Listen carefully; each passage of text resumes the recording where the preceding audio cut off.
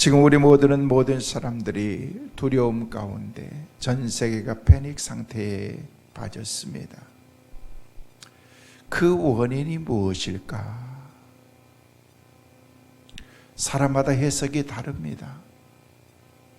우리가 잘 아는 성경이 요나라고 하는 그런 사람이 나오는데, 하나님의 말씀에 불순종해서 나가다가 그가 어느 순간에 그가 가던 그 길 가운데 수없이 많은 그런 문제들이 그 가운데 펼쳐지게 됩니다. 배를 타고 가는 많은 사람들이 죽음 지경에 빠지게 되었고, 이 상황 가운데서는 도저히 살 수 없을 것 같은 그런 상황 가운데 여러 가지 가정을 통해서 결국 요나가 고백했던 그런 말은, 이 모든 것은 나 때문입니다. 나 때문입니다. 하나님의 징계 앞에서 이 모든 죄가 나 때문이라고 고백할 수 있었던 그런 요나의 신앙, 우리에게는 그런 신앙이 있는가? 우리에게는 그런 믿음이 있는가? 저는 생각해 보게 되었습니다. 나 때문이라는 그런 일은 하나도 없고, 책임을 모든 사람들에게 떠넘기고 모든 책임을 다른 사람에게 전가하는 사람들만 많아지고 있습니다. 그리고 한 가지 더 확실한 것은, 우리는 물론 믿는 사람으로서 사회적인 책임보다도 신앙적인 그런 책임이 우선인 것입니다. 사회적인 거리, 근원적인 해법이 아닙니다. 오히려 믿음의 거리를 더 좁혀야 되는 것입니다. 힘들다고 우리가 주님을 멀리하고, 환경이 여의치 않다고 하나님을 멀리하고 그런 것이 아니라, 그런 가운데서도 우리가 믿음을 지키면서 끝까지 나갈 수 있는 그런 신앙. 나 때문이요라고 말하면 마주할 수 없는 그런 힘들고 어려운 그런 상황이 우리 가운데 있다고 할지라도, 사람들이 때로는 우리를 지탄하고 손가락질한다고 할지라도, 나 때문이라고 말할 수 있는 그런 소신이 우리 가운데 필요하다는 것입니다. 너 때문이라면 우리는 계속해서 가시울타리를 더 높아가는 것입니다. 그리고 한 가지 더 확실한 것은, 우리는 물론 모든 사람들이 가져야 될, 모든 성도들이 가져야 될, 특별히 믿음의 성도들이, 신앙의 사람들이 가져야 될 마음이, 그 책임을 다른 사람보다도 나에게 그 책임이 있지 않는가 생각해 봐야 된다는 것입니다. 지금은 전 세계 인구가 77억 명 가까이 된다고 얘기합니다. 그런데 사람들이 평균 수명이 얼마나 될 것인가? 평균 수명은 60입니다. 60. 에버리지로 따져서 우리는 80, 90도 살고 그렇지만은요, 아주 미제한 후진국이라든지 그런 데는요 40도 안 되고 한 40 그 정도밖에 못 삽니다. 평균적으로 따져 평균적으로 전 세계 인구의 본래 나이가 한 60으로 지금 보고 있습니다.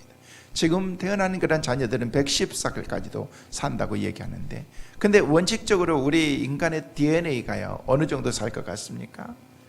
39살 산대요. 우리 인간들이 살 수 있는 수명이, 인간이 본래는 DNA가 한 40년 못 살게 돼 있어요. 동물들도 보면 다 수명이 있잖아요. 어떤 동물들은요 1000살까지 살 수 있는 수명이 있고, 어떤 동물들은요, 강아지들도 아무리 여러분이 강아지를 내 새끼처럼 그렇게 여기한다고 할지라도 10년 몇 년 지나가면은요 금방 죽습니다. 수명이 그렇게 되어 있습니다. 우리 인간들은 한 38, 9년 그렇게 DNA상 그렇게 살게 되어 있는데, 요즘에 많은 그런 연구와 개발과 또 수명 연장을 통해서 이렇게 우리 인간들이 건강 8, 90, 100살까지도 그렇게 사는 시대가 되었다는 것입니다. 그런데 77억의 인구, 전 세계 인구 가운데에서 평균 수명을 60세로 그렇게 정하는데, 그 60세 가운데서 77억 명 가운데서 하루 죽는 인원이 얼마 됐냐면요 35만 명이 죽습니다. 35만. 그 중에 10%는요 3만 5천 명은 어떻게 죽는 줄 아십니까? 그 3만 5천 명은요 기아로 죽습니다. 먹지 못해서 죽습니다. 그래서 전 세계 기아대책기구가 있고 우리나라에도 기아대책본부가 있는 것을 볼 수가 있습니다. 비행기 탈 때마다 함을 돌리죠. 기아대책을 위해서 여러분 모금해 주십시오. 여러분의 섬겼던 그런 단 1분이 그 사람들에게는 하루 양식이 되고 한 가족의 양식이 되기도 합니다 라고 하면서 홍보하는 그런 내용들이 기아대책으로 인해서 하루에 3만 5천 명이 죽어가는 그런 어린이와 사람들을 살리고자 하는 그런 그 노력이라는 것입니다. 여러분, 사람은 죽는 것은 당연한 것입니다. 흙에서 와서 흙으로 돌아가는 것입니다. 그렇기 때문에 매일 35만 명이 죽는다고 할지라도 그것은 뉴스가 되지 않습니다. 근데 문제는요, 매일 기아로 먹지 못해서 죽어가는 3만 5천 명이 있는데도 세상에서는 여전히 이런 것은 뉴스화 하지도 않는다는 것입니다. 이들의 죽음은 뉴스를 다루지 않습니다. 그들의 죽음도 늘 우리 삶 가운데 매일매일 일어날 수 있는 일상이 되어버렸기 때문에 그런 것입니다. 요즘 중국발 우한 코로나 바이러스로 인해서 전 세계가 온통 혼란스러운 그런 그 모든 상황 가운데 빠졌습니다. 그래도 여러분 참 믿음이 대단해요. 마켓에서 막 사다가 재고 막 그러지는 않고 그래서. 다른 나라는 없어요. 물건이 없어요. 그냥 갖다 놓으면 그냥 막 뭐든 먹는 건 그냥 무조건 다 집어가는 거예요. 쓰는 생활 필품들은요 다 집어가는 것이. 몇 주 전에 우리 딸이 그러는 거예요. 아빠, 마켓에 갔는데 휴지가 없대. 휴지. 왜? 휴지가 다 떨어졌어. 없대. 그냥 생필품 가운데 휴지가 없으면 안 되기 때문에 무조건 그거부터 사다 놓은 거예요. 그러더니 점점 이제 생필품들이 없어지면서 나중에는요 그냥 모든 마켓과 진열대 가면은요 텅텅 비어서 아무것도 없다는 거예요. 그런 시대가 되어버렸습니다. 세계 매체들이 가장 중요한 뉴스를 지금 다루고 있습니다. 충분히 살릴 수 있는 사람들이 매일 3만 5천 명씩 굶어 죽어가는데 그들을 외면하고 우리는 한 달여 동안 전 세계적으로 코로나 바이러스를 통해서 오늘까지 아침에 뉴스 보니까요 10,000명이 넘어갔다. 사망자가 전 세계적으로. 유럽에서 이태리에서 갑자기 많은 사람들이 죽어가고 그래서 10,000명이 엄청난 숫자라고 생각할 수가 있죠. 그러나 제가 말씀을 드린 것처럼 매일매일 굶주려서 먹지 못해서 죽어가는 3만 5천 명의 사람들이 있는데도 우리는 그런 것에 관심도 없었고 눈 하나 까딱하지도 않았고 뉴스거리도 되지 않았다는 것입니다. 우리는 매일 10,000명이 아니고 지금 한 달여 동안 10,000명이 죽었지만은요 하루에 계속해서 수백 명씩 계속해서 이 코로나 바이러스를 통해서 매일매일 죽는다고 하면은요 이거 한 달, 2달 지나가면은요 이거 뉴스도 안 할 겁니다. 뭐 있는 일이니까, 일상적인 일이니까. 그러면서 그걸 따지면 한 달 따지면 10,000명이 넘고 그럴 수도 있을 것입니다.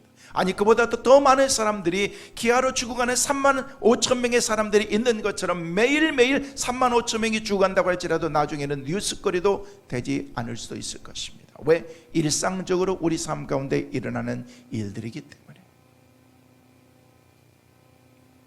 도시가 고립이 되고 하늘이 끊기고 국경이 폐쇄되고 교회의 예배를 통제하고 학교가 문을 닫고 그것이 전염병 확산 방지를 위한 어쩔 수 없는 결단이라는 것을 알면서도 정말 이게 맞는가라는 그런 생각을 가져보게 된다는 것입니다. 제가 가진 근본적인 상식으로는요 인류가 매일 3만 5천 명이 굶어 죽는 것을 외면하면서 코로나19 바이러스로 인해서 한없이 불안과 공포에 빠져드는 것도 분명히 그것은 정상이 아니라고 저는 생각한다는 것입니다. 사회적인 거리두기와 전염병 확산, 교회도 오늘 오면은요 2m씩 떨어지더래요. 집사님 좀 더 떨어지세요. 떨어져서 그렇게 하래요. 2m, 3m씩. 좋아요. 교회에서 식사도 하지 말아요. 오늘 교회 식사 안 합니다. 그래서 여러분 식사는 안 하고 밥은 안 드리고 떡을 드릴 거예요. 포장되어 있는 떡. 교회에서 모든 음식을 하지 않고 교사들 김밥도 교사들 집에서 밥 먹고 오세요. 아침에. 충분히 시간 되니까.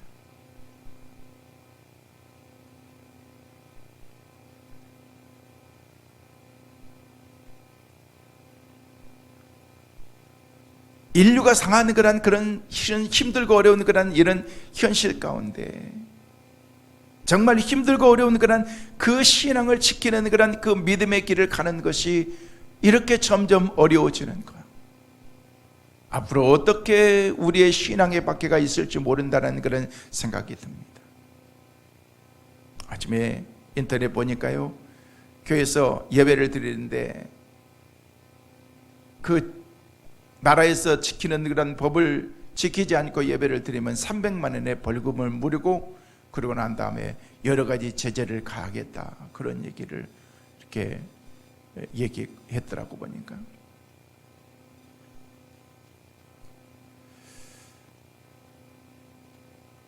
사회적인 그런 그 상황 가운데에서 현재 일어나는 그런 모든 일들을 보면서 우리가 이 모든 문제들을 어떻게 우리가 해결해야 될 것인가? 우리가 하나님 앞에 기도하면서 하나님 빨리 이 모든 문제들을 해결해 주시고 일상적인 그런 삶의 자리의 현장으로 우리가 돌아갈 수 있게 해달라고 우리는 기도해야 될 것입니다. 한쪽에서는 다이어트를 위해서 많은 돈을 지불하고 있고, 한쪽에서는 먹을 것이 없어서 흙을 파먹고 흙으로 배를 치면서 배가 빵빵하게 이게 터질 만큼 되어서 나중에는요 그 어린이나 사람들이 퉁퉁 부어서 죽어가는 그런 기아로 죽어가는 사람들이 있다는 것입니다. 이런저런 사정들이 우리 모두를 아프게 합니다. 그러나 주님이 지신 십자가보다도 마음이 훨씬 더 아프지 않다는 것입니다. 우리는 사순절을 지내면서 주님께서 나를 위해서 지신 십자가 아픔에 동참하게 하시고 우리의 욕망으로 채워진 그런 마음을 고쳐달라고 우리가 하나님 앞에 기도해야 된다는 것입니다. 주님 지구촌 여기저기에 성한 데가 하나도 없습니다. 모든 원인 제공자는 그 누구도 아닌 바로 우리 인간 나라는 사실을 우리가 스스로 알아야 된다는 것입니다. 사람들이 문제입니다. 박쥐가 문제가 아닙니다. 자연을 훼손하고 오존을 파괴하는 그런 인간이 문제라는 사실을 우리는 이미 다 알고 있습니다. 에덴 동산에서 쫓겨난 것도 바벨탑과 소돔과 고모라도, 그리고 봄베이 멸망도 사람이 다 주범이었습니다. 누가 누구를 탓하겠습니까? 늘 우리는 내가 하면 그것은요 바람직한 것이고 로맨스이고, 다른 사람이 하면은요 다른 사람은 다 불륜처럼 그렇게 생각하는 그런 인생을 살아가면서 아직도 우리는 죄와 결별하지 못하고 살아가는 내 자신의 분명한 그런 증인이 나 자신이라는 거예요. 내가 그것을 알고 있습니다. 우리는 그래서 기도해야 됩니다. 최첨단 과학을 들먹이면서 인공지능을 애찬하고 우리네 어리석음을 용서해달라고 인간은 아무것도 하지 않고 있습니다. 요즘에는요 그냥 다 알아서 다 해요. 그냥 전화도 야 누구한테 전화 걸어줘 그러면은요 지가 알아서 다 해주고, 가정에 가서도요 야 오늘 날씨도 너무 맑고 좋은데 경쾌한 음악 한번 틀어줘 그러면은 지가 알아서 골라가지고 다 해주고요. 여러분이 핸드폰으로 집에 그냥 추우면요 그냥 히터 틀어놓고, 더우면요 미리 그냥 에어컨 틀어놓고, 여러분의 요즘 자동차들도 다 보면은요 들어가기 전에 이미 시동 다 걸어놓고 시트 따뜻하게 다 만들어 놓고, 그런 시대를 우리가 살아가고 있다는 것입니다. 근데 우리가 보이지도 않는 그런 미세한 그런 작은 그런 바이러스 하나 때문에 우리가 두려움 가운데 그 치료제도 특단의 어떤 그런 방역 조치밖에 할 수 없는 그런 우리의 연약한 그런 우리의 믿음, 오직 하나님께서 치료의 강선으로 치료해 주시고 닫힌 교회의 빗장문을 열어달라고 우리가 기도해야 된다는 것입니다. 물론 질병의 빈복이 전혀 없고 신앙심이 있다고 한다고 할지라도 그 질병은 우리 가운데 비껴가지는 않을 것입니다.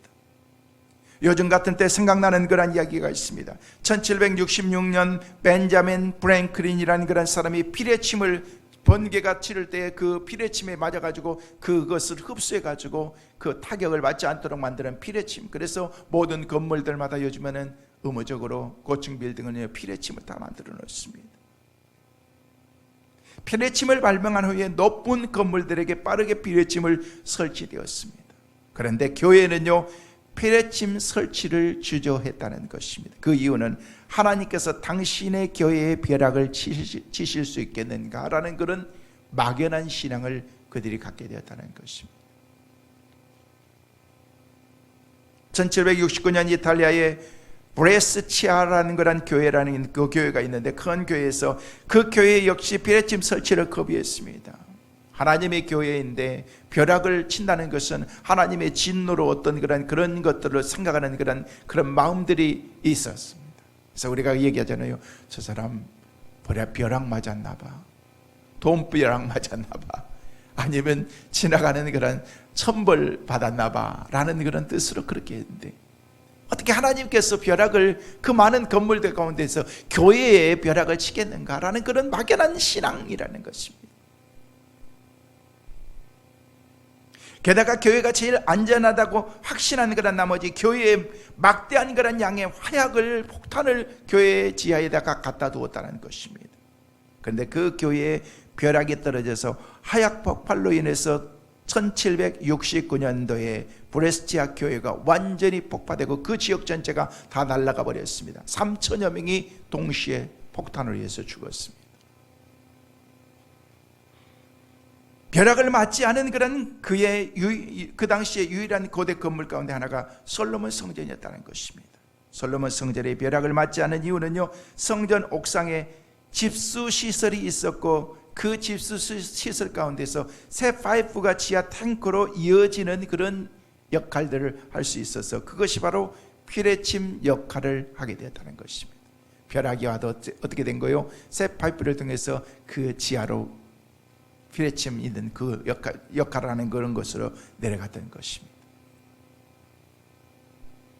유럽의 흑사병이 극성을 부릴 때 사람들은 교회로 몰려들었습니다. 하나님께서 그들을 구해 주시고 하나님께서 보호해 주실 것이라는 그런 믿음이었습니다. 그러나 흑사병은 사람의 빈부귀천을 따지지 않고 신앙심도 가리지 않습니다. 홍수나 가뭄이나 낙뢰나 전염병 등 죄에 있어서도 하나님께서 교회라고 해서 봐주시지 않고 믿음이 돈독하다고 해서 건너뛰는 것은 아니라는 거예요. 우리가 예방하고 여러분처럼 마스크 쓰고 손 소독하고 그렇게 잘 준비하고 그랬을 때 우리 가운데 안전이 있다는 것입니다. 하나님께서는 당신이 정하신 자연법칙에 외해를 두지 않으시기 때문에 그렇습니다. 그렇기 때문에 자연법칙, 자연현상도 하나님이 정하신 것이니 하나님의 백성들은 더 겸허하게 성실하게 우리가 대하는 것도 중요한 것입니다. 말씀을 드렸던 것처럼 서울시와 구청에서 경기도는 더 심하고 구청에서 이번 주부터 예배에 대한 그런 시찰을 한다는 얘기를 들었습니다. 오늘 우리 교회도 나올지도 모릅니다. 구청 직원 2명과 함께 그 구청 직원들을 보호하는 차원에서 또 경찰도 함께 동행해서 나온다라는 그런 얘기를 들었습니다. 비록 우리가 사회를 위해서 집회를 차지하는 그런 결단을 한다고 해도 예배가 흔들려서는 안 된다는 것입니다. 예배는 어디서든지 우리가 드려져야 됩니다. 여러분들이 설령 마음의 부담이 되어서 교회에 나오지 못한다고 하면요, 가정에서라도 예배를 드려야 되는 것입니다. 저는 예배의 자리를 지킬 것입니다. 저는 처음부터 끝까지 제가 여러분들에게 계속해서 강조하면서 제가 하나님께서 주셨던 그런 하나님의 말씀을 나누면서 예배의 소중함에 대해서 말씀을 드리고 있는 것입니다. 주일 성수의 그 소중함의 그 가치, 하나님께 예배하는 것이 얼마나 우리 삶 가운데에서 소중한 것인가를 우리가 알 수가 있습니다. 우리 교회에서 전체가 모이는 예배가 아니라고 한다고 할지라도 개인적으로라도 저는 지킬 것입니다. 집회는 전염의 위험이 있으니 자제해달라고 하지만은요, 장소가 어디든지 예배는 멈출 수가 없는 것입니다. 교회는 항상 열려 있는 것입니다. 어디서든지 우리가 하나님 앞에 예배를 드릴 것입니다. 다만 우리가 하나님께 예배하는 것은 여러분의 신앙과 자유인 것입니다. 지금 이런 상황 가운데 가면은요, 정말 모든 교회들을 다 폐쇄할지도 몰라요. 그동안 저희 교회 야외 예배를 한 번도 못 드렸습니다. 만약에 그러면은요, 이번 참에 야외 예배를 가든지 그러죠. 제가 별 생각을 다 합니다. 다만 우리가 예배를 회복하고 기도를 회복해야 된다는 그런 그 생각을 제가 갖고 있는 것입니다. 솔로몬처럼 무릎 꿇고 두 손 들고 회개하는 그런 기도를 먼저 드려야 됩니다. 우리의 기도를 들으시고 사하시고 긍휼히 여기시는 주님은 병자를 고치시고 또 물을 고쳐주시고 땅을 고쳐주신다라고 성경은 우리에게 말하고 있다는 것입니다. 그래서 우리는 기도해야 됩니다. 근대 선교의 아버지라 불리는 윌리엄 캐리 선교사는요, 3차례에 걸쳐서 살해당할 뻔했고 인도 정부의 갖은 선교 방해가 있었음에도 불구하고 수가 땀으로 일으켜 놓은 그런 그 원고가 한순간에 불에 타서 다 한순간에 날라버렸습니다. 그럼에도 불구하고 캐리 선교사는요, 끝까지 포기하지 않냐고 나중에 24종으로 번역된 인도어 성경을 출판하게 되었다는 것입니다. 미얀마 선교사로 있었던 아노니암 저스틴 선교사가 캐리 선교사에게 만나서 이런 역경을 견디고 어떻게 다시 일어설 수 있었는지 물었습니다. 그 용기와 믿음에 대해서 물었습니다. 그러자 캐리 선교사는 어더슨 테일러에게 그런 얘기를 했습니다. 저더슨에게 그런 얘기를 했습니다. 한편 그 저슨을 이제 데리고 정원의 한편 구석으로 들어가서 그곳에서 그것을 보여준 것입니다. 그러면서 이렇게 얘기했습니다. 여기가 바로 나의 예배 장소이자 기도의 묵상의 자리입니다. 이 자리가 없었다면 나는 계속해서 닥쳐온 고난을 이겨내지 못했을 것입니다. 나는 매일 새벽 5시마다 이 자리에 와서 하나님께 기도합니다. 그리고 저녁이 되면 밥을 먹고 와서 다시 성경에 손을 들고 이 자리에서 하나님께 기도하고 하나님께 예배했습니다. 아무리 박해가 있고 아무리 힘들고 어려운 상황 가운데 있다고 할지라도 그 신앙을 포기할 수 없었다는 것입니다. 윌리엄 캐리 선교사가 인도에서 온갖 어려움을 느껴서 선교 사역을 감당할 수 있었던 것은 바로 기도의 능력이었기 때문에 그런 것입니다. 기도할 때 하나님께서 그에게 힘을 주시고 다시 일어날 수 있도록 하나님이 그를 도와주셨기 때문인 것입니다. 기도하지 않고는 하나님의 일을 감당할 수가 없습니다.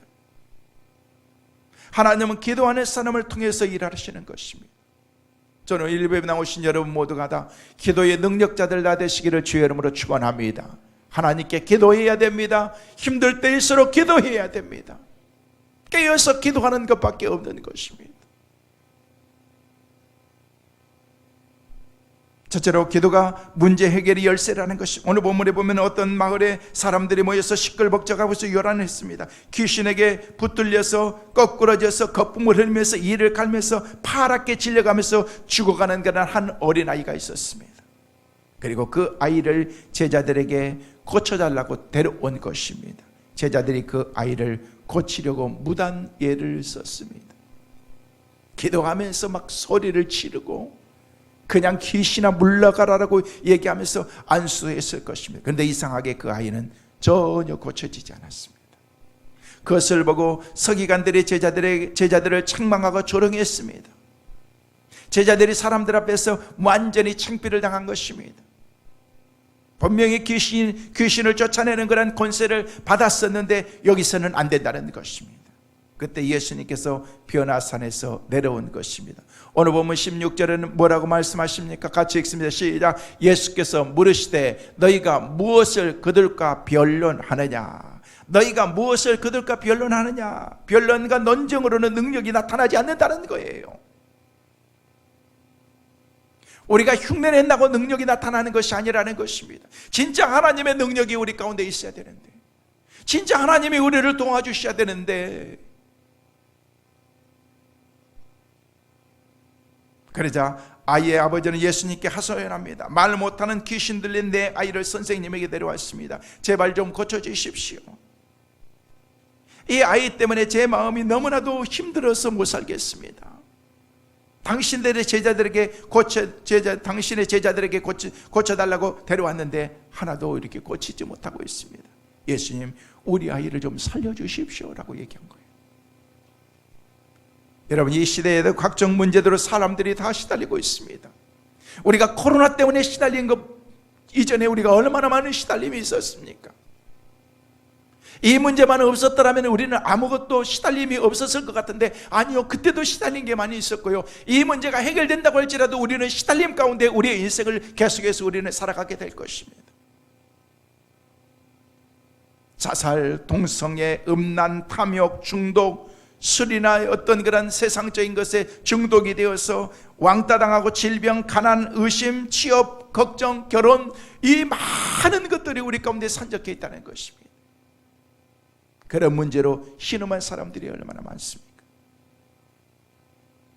그랬을 때 오늘 본문 19절에 우리 예수님께서 뭐라고 말씀하십니까? 시작. 대답하여 이르시되 믿음이 없는 세대여, 내가 얼마나 너희와 함께 있으며 얼마나 너희에게 참으리요, 그를 내게로 데려오라 하시매. 이 땅의 귀신의 역사는 사람들이 마음에 하나님을 믿는 믿음이 없기 때문에 활개치고 있다는 것입니다. 우리의 마음에 창조주 하나님을 인정하고 경외하는 그런 믿음이 있을 때 어둠의 영은 점점 쫓겨나가게 될 것입니다. 믿음이 있는 세대가 되어야 된다는 것입니다. 하나님 앞에 우리가 믿음으로 기도할 때 하나님께서 우리의 기도를 들어주신 것입니다. 이런 믿음이라는 것은요, 말씀을 자주 묵상하고 들을 때 우리 가운데 그 믿음이 생기는 거예요. 그냥 생기는 게 아니에요. 세상의 뉴스나 말보다 하나님의 말씀을 더 가까이 해야 믿음이 생긴다는 것입니다. 주님이 함께 계심을 믿고 기도하는 삶이 돼야 그 가운데서 믿음이 생기는 것입니다. 그 아이를 데리고 오니 귀신이 예수님을 보고 곧 그 아이로 힘이 경련을 일으키게 했습니다. 그 땅에 거꾸러져서 구름의 거품을 흘리고 그가 죽은 것처럼 됐다라고 얘기하고 있습니다. 예수님께서 21절 말씀에 그 아버지에게 뭐라고 말씀하십니까? 시작. 예수께서 그 아버지에게 이르시되 언제부터 이렇게 되었느냐 하시니 이르시되 어릴 때부터이니이다. 어릴 때부터. 언제부터 이렇게 되었느냐라고 그렇게 물었습니다. 그 아버지가 어릴 때부터니이다. 귀신이 그를 죽이려고 불로도 데리고 가고 물로도 끌고 가고 아주 이곳저곳에 다 막 던졌습니다. 누가? 귀신이 던졌다는 것입니다. 그러나 무엇을 할 수 있는 방법이 나는 아무것도 없는데 선생님이 무엇을 할 수 있거든 뭔가를 해 주십시오 라고 그렇게 얘기하고 있는 거예요.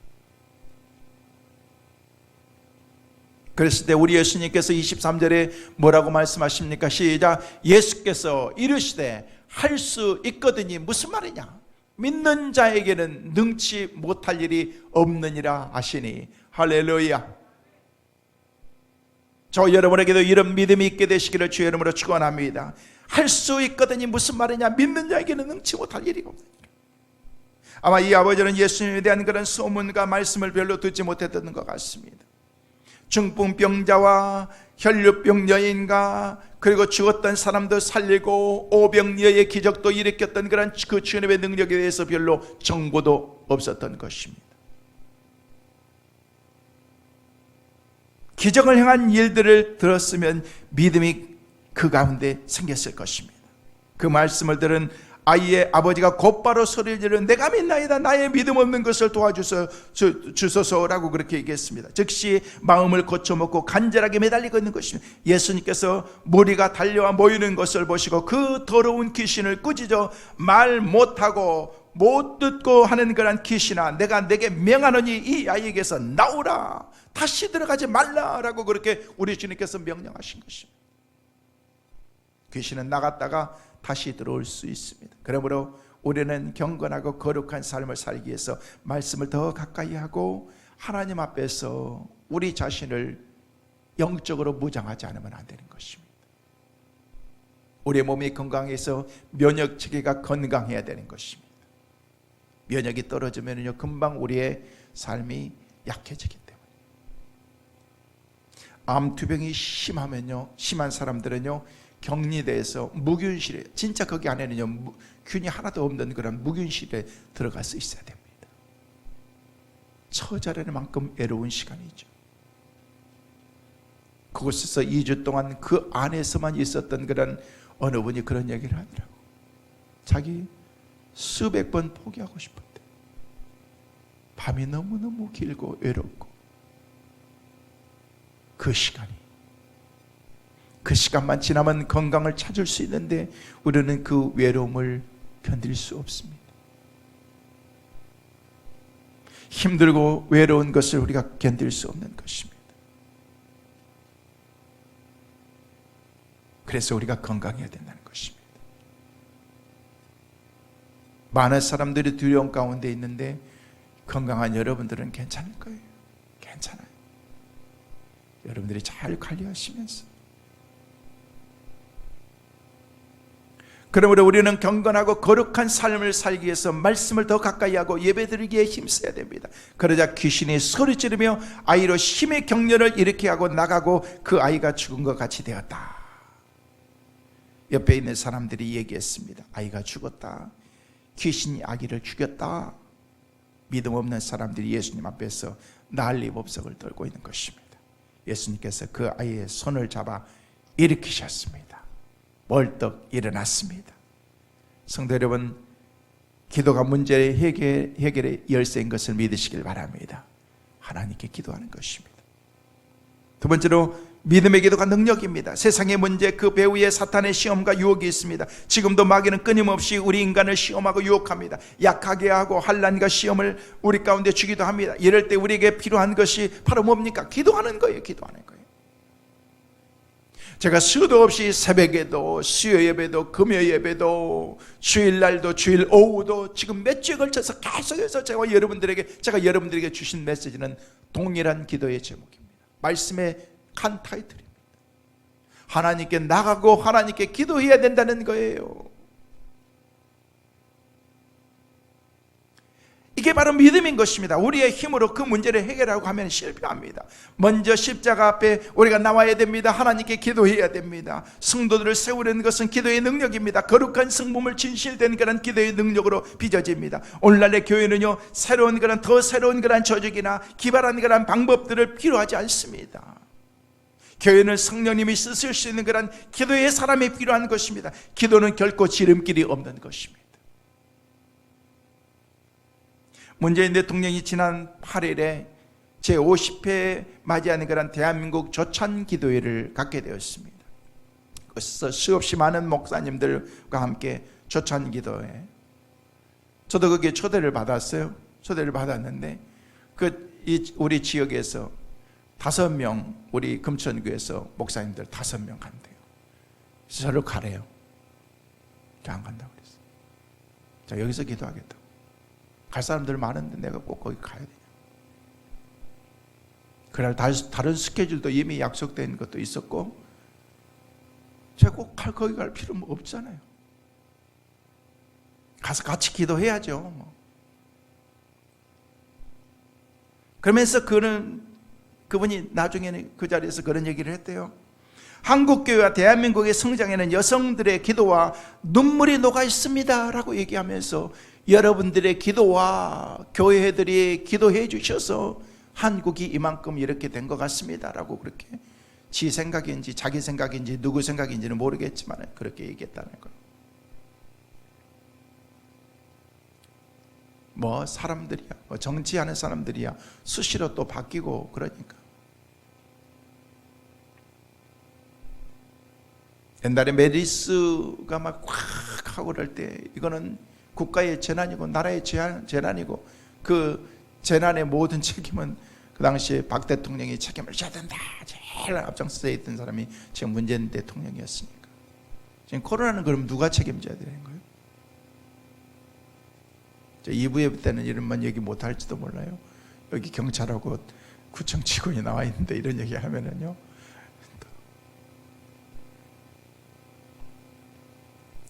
기도와 눈물이 우리 교회와 한국 교회와 우리 나라를 성장시킵니다. 사람의 노력에 앞서서 먼저 하나님께 기도하는 그런 믿음 있는 성도들이 되어야 된다는 것입니다. 사무엘상 12장 23절 말씀에 우리에게 그렇게 말합니다. 시작. 나는 너희를 위하여 기도하기를 쉬는 죄를 여호와 앞에 결단코 범하지 아니하고 선하고 의로운 길을 너희에게 가르칠 것인즉 이라고 말씀합니다. 사무엘 선지자도 이스라엘 백성들을 위해서 기도하기를 쉬는 죄를 결단코 범하지 않겠다는 것입니다. 이 얘기를 바꿔서 얘기하면요, 기도하지 않는 것은 죄라는 거예요. 죄라는 거예요. 세상 사람들은 기도하지 않을 수 있습니다. 그러나 적어도 저와 여러분 믿음의 사람들은 기도해야 된다는 것입니다. 힘들 때일수록 기도해야 됩니다. 지난 금요일 날은 성도들이 진짜 많이 나와서 기도하더라고요. 간절히 기도하더라고요. 그래요, 그렇게 해야 돼요. 요즘에 새벽에 차량이 안 돈대요. 왜 안 다냐? 나올 사람이 없대요. 여러분들이라도 나오세요. 내일부터 차량이 다시 돌고 그럴 수 있도록 여러분이 움직여야 되는 거예요. 움직여야 돼요. 기도의 장소가 필요하고 기도의 시간이 하나님께 우리가 드려야 되는 것이, 기도의 시간, 하나님을 만나는 시간을 여러분 세상 사람들은요 다 우리가 빼앗기고 살아가는데 우리도 그런 것들을 방해하는 것들이 얼마나 많습니까? 예수님을 믿고 확신과 믿음을 갖고 간절히 기도함으로 능력 있는 기도를 드림으로 우리가 지금 겪고 있는 나라 안팎의 모든 문제들을 속히 정상화되도록 기도해야 된다는 것입니다. 오늘 이 19절 말씀에 뭐라고 말씀하십니까? 시작. 이르시되 기도 외에 다른 것으로는 이런 종류가 나갈 수 없느니라 하시니라. 기도 외에는 안 된다는 것입니다. 집에 가서 제자들에게 조용히 물었어요. 주님, 우리는 어째서 안 되는 거예요? 라고 물었어요. 그랬을 때 우리 주님이 기도 외에는 안 되는 거야. 기도해야 돼. 기도. 여러분, 기도라는 거란 말이 헬라어로 프로시케라는 거란 말입니다. 여러분 쉽게 얘기할 때 프로시케, 더 쉽게 풀어줄게. 이게 기도예요. 기도가 뭐예요? 풀어줄게. 헬라어도 프로시케라는 거라는데 풀어줄게. 기도가 뭐예요? 풀어줄게. 기도하면 풀어줄 줄로 믿습니다. 하나님께서 풀어줄게. 기도는 프로시케, 문제를 풀어준다는 거예요. 기도라는 말 프로시케가 구약의 번제에서 나왔어요. 번제는요 하나님께 내 삶 전체를 다 드리는 거예요. 기도라는 말은 뜻은요 재물을 잡아서 각을 떠서 태워서 온전히 하나님께 올리는 번제를 드릴 때 하나님 편에서 향기로운 냄새를 맡은 거예요. 그 향기를 하나님 앞에 올려드리는 것이 프로시케, 풀어줄게 기도라는 거예요. 하나님이 풀어주신다는 거예요. 기도의 다른 것으로는요 이런 종류가 나갈 수 없느니라. 이런 종류는요 바로 게노스라고 얘기합니다. 이런 종류는 아이에게 귀신이 쫓겨나가는 것이나 모든 문제들을 말하는 건데 기도가 있을 때 그 가운데서 하나님이 해결해 주신다는 거예요. 이것들은 모두 어둠의 문제, 귀신의 문제, 사탄의 문제, 막혔던 문제, 풀 수 없는 문제, 해결 불가능한 것 같은 그런 문제들을 얘기하고 있는 것입니다. 믿음의 기도, 성도 여러분, 저와 여러분이 하나님께 이런 기도를 드려야 됩니다. 마지막으로 기도하는 습관을 여러분이 길러야 됩니다. 잃어버리면 안 됩니다. 기도 안 하면 절대 여러분 나중에 힘듭니다. 전문가들이 얘기하는데 한국 크리스찬의 3분의 1가량이 다 떠나버려야 돼요. 앞으로 떠날지도 모른대. 한 달 동안 예배를 쉬신 분들은요 예배 안 나와도 그것도 괜찮네. 가정에서 TV 틀면 아무 때나 목사님들 설교 나오니까 설교 한 편 듣고 그래 오늘 말씀 들었으니까 예배 끝났네. 그건 예배가 아닌 거죠. 기도가 중요하다는 것을 알고 있습니다. 실제로 기도하는 것이 중요합니다. 늘 하나님을 찬양하고 하나님께 기도를 올려드리는 삶이 되어야 됩니다. 기도가 생활화되어야 됩니다. 마태복음 7장 7절 잘 아는 말씀 뭐라고 얘기하십니까? 시작. 구하라 그리하면 너에게 주실 것이요 찾으라 그러면 찾아낼 것이요 문을 두드리라 그리하면 너희에게 어떻게 할 것이다?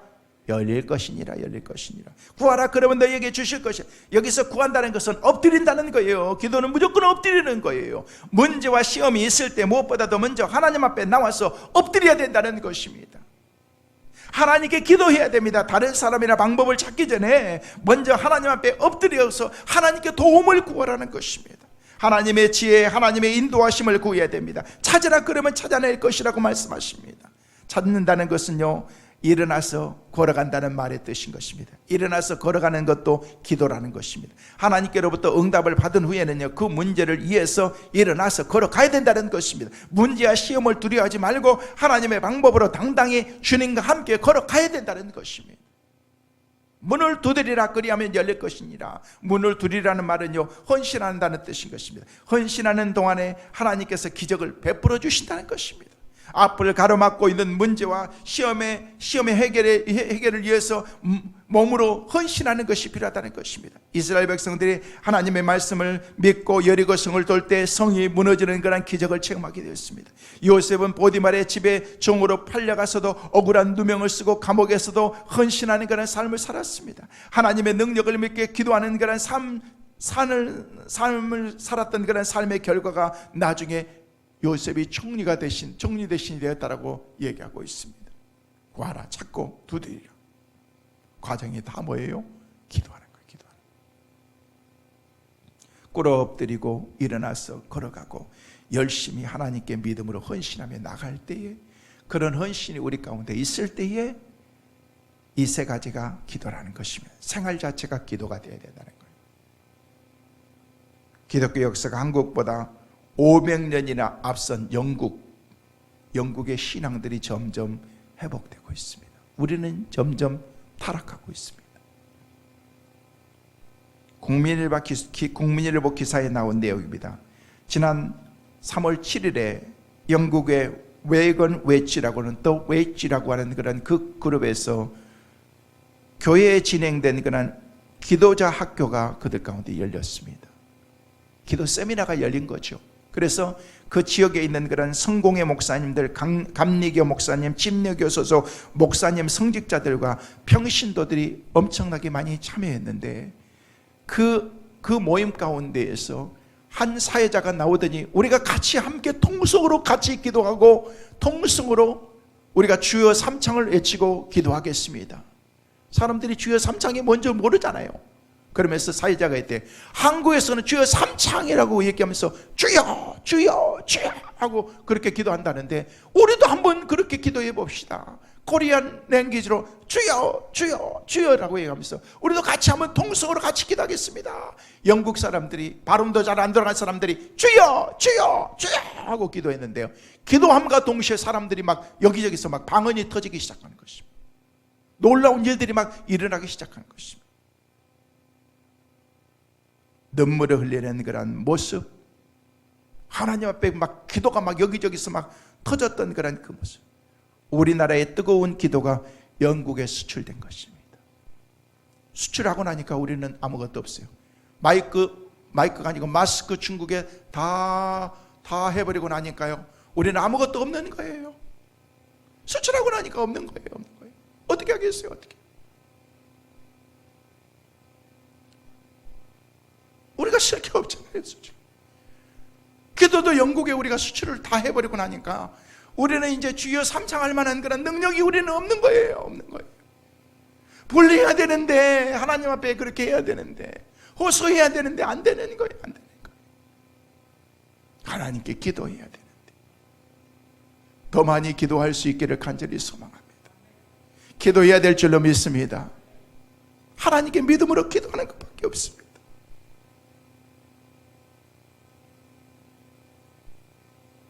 말씀을 뵙습니다. 엊그제 금요 예배를 끝나고 오늘 말씀을 준비하고 묵상하고 밤 12시가 넘었는데 이제 너무 지쳐가지고 들어가야 되는데 힘이 들어서 집에 들어갈 만한 그런 힘이 없는, 너무 힘이 빠지는 거예요. 사무실에서 좀 쉬고 있는데 가만히 내가 생각해 보니까 요즘에 잠이 내가 너무 부족한 거예요. 따지고 봤더니요, 거의 막 새벽기도 끝나면은요 거의 아침에 조차 모임이 있었던 것 같아요. 모임들하고 하니까 거의 3시간 4시간 정도밖에 거의 한 주간 내내 잠을 못 잔 것 같아요. 나중에 보니까요 가슴이 막 떨리고, 제가 금요 예배 때도 얘기했잖아요. 금요 예배 들어가려는데 얼굴이 화끈화끈하고서 제가 열재고 올라왔다 그랬잖아요. 혹시 뭐 이상 있는 거 아닌가. 그런데 가만히 이제 쉼을 가지면서 얘기해 보니까 내가 너무 잠이 부족. 잠 잘 시간에는 이제 자야 되는 거예요. 잠이 안 온다고 안 자면 안 되는 거예요. 주무실 시간에는 자야 되는 거예요. 밥 먹을 시간에는요, 밥을 배가 안 고파도 그냥 먹는 게 중요한 거예요. 먹어야 되는 거예요.